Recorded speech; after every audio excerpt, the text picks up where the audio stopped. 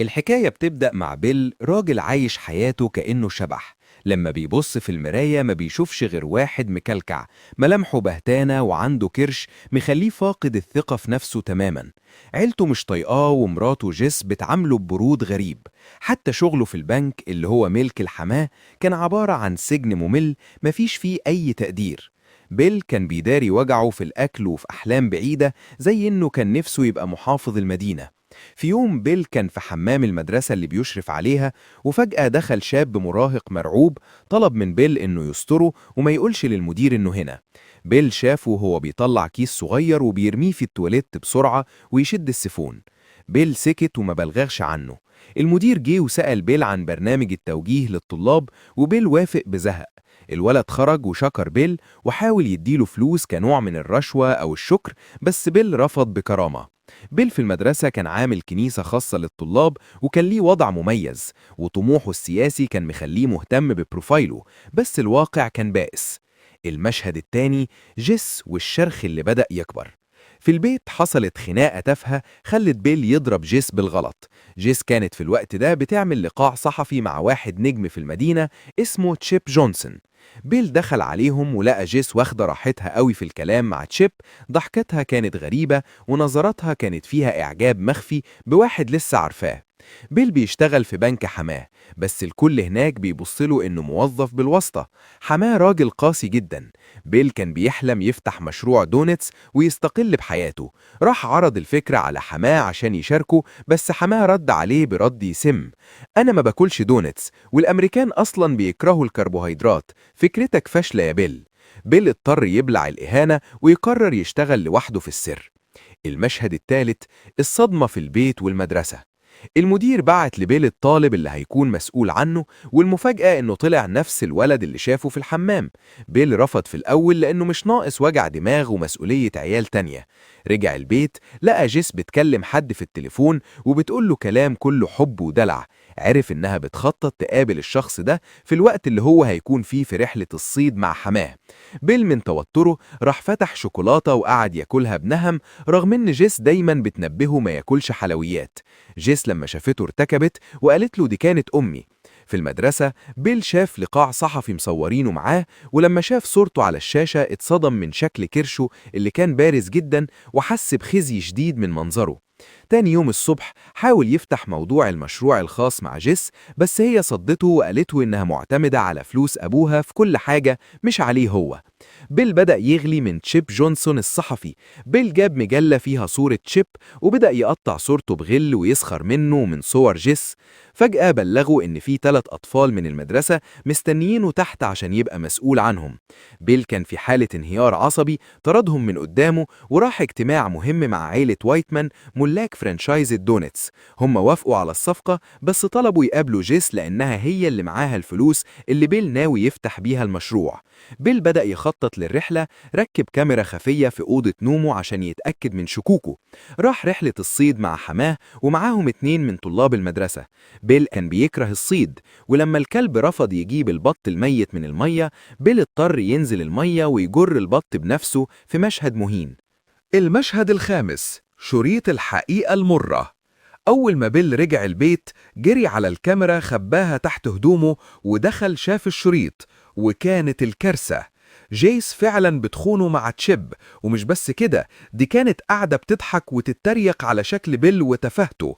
بيل ورى الفيديو لأصحابه ودخل المطبخ يواجه جيس، بس هي ردت عليه ببرود: ممنوع تتدخل في خصوصياتي، وهات الشريط ده دلوقتي.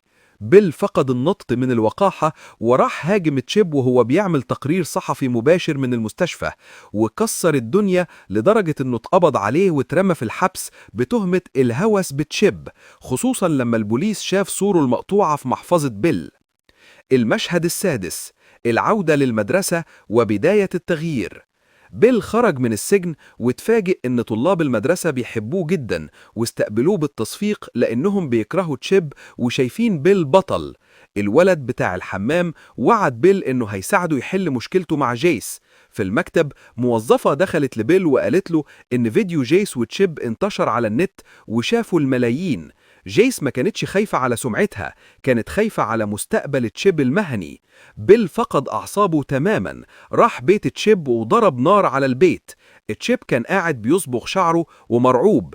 بيل بدأ يضربه بكل قوته، وكل ده كان متصور لايف على التلفزيون. وبيل رجع السجن تاني. بعد ما خرج راح لأخوه بول اللي دعاه يروحوا يسبحوا سوا. بيل كان سباح شاطر زمان، بس دلوقتي مفيش هدوم بتدخل فيه. نزلوا المية عشان يصفوا بواغهم، وحماه طلب منه يهدى ويحل مشاكله العائلية. المشهد السابع، لوسي ولعبة الغيرة.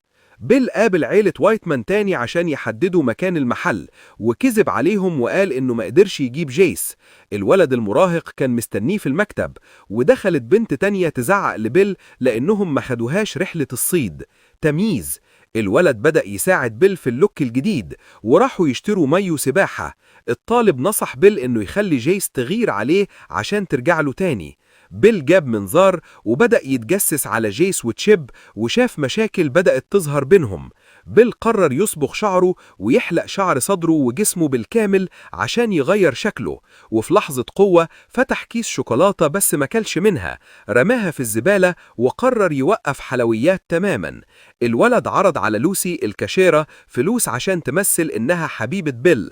لوسي وافقت بعد تردد. بيل راح لجيس ومعاه هدية، وكان عندهم عشاء عائلي عند حماه.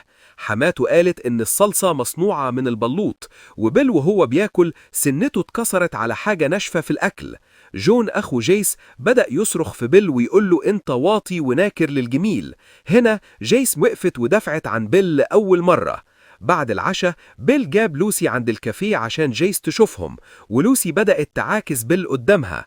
بيل بدأ يتكلم عن مشروع الدوناتس وإنه هيكسب ذهب، وعرض على جيس تدخل شريكة، بس هي كانت لسه قلقانة من الفيديو اللي فضحها.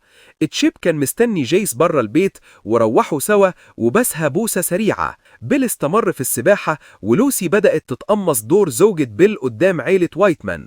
الولد المراهق اللي معاهم غمس صوابعه في الصوص بتاع الأكل، وده خلى السيدة وايتمان تقرف وترمي العلبة كلها. لوسي أكلت من الصوص بجراءة، وقابلوا عميل رخم في المحل. عيلة وايتمان بلغوا بيل إن الورق هيخلص الأسبوع الجاي. بيل ولوسي والولد راحوا احتفلوا بالألعاب النارية في محل ألعاب، وقعدوا يهزروا ويستمتعوا بحياتهم. اخو بيل اللي هو بول ما كانش عاجبه الشخصية الجديدة، فطرده من البيت، وبيل راح قعد في خيمة مع الولد المراهق. بيل بدأ يحب شكله الجديد وقرر يحلق دراعه ورجليه بالكامل. جيس راحت مكتب بيل ولقت لوسي هناك واتضايقت جدا، وكانت عاوزة تطلب منه يرجع البيت بس تراجعت. المشهد العاشر، المراهق اقترح حفلة في الخيمة، ولوسي دعت صحابها والكل سكروا ورقصوا. تاني يوم كان في نزهة كبيرة حماه بيل هيعلن فيها ترشحه للعمومية. بيل حاول يوصل لجيس بس الحراس جرجروه بره الحفلة. بيل حاول يلف بعربيته من طريق تاني بس خبط في بطة على الطريق وخبط الشجرة. الألعاب النارية اللي كانت في العربية فرقعت ودمرت الحفلة كلها. الولد شال بيل ووداه المستشفى.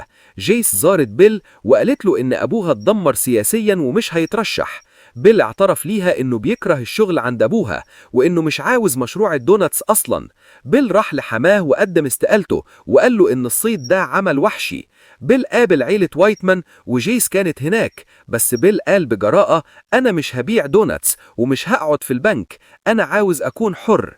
بيل شال اليافطة بتاعة المشروع وعرض البيت للبيع، ودع صاحبه المراهق وقال له هتوحشني، وركب عربيته وماشي لطريق مجهول. فصل جديد بيل فيه هو نفسه، مش الشخص اللي الناس عاوزينه يكون هو. وهنا بنوصل لآخر فيلمنا. ياريت لو عجبكم الفيلم تعملوا لايك واشتراك عشان نقدر نستمر.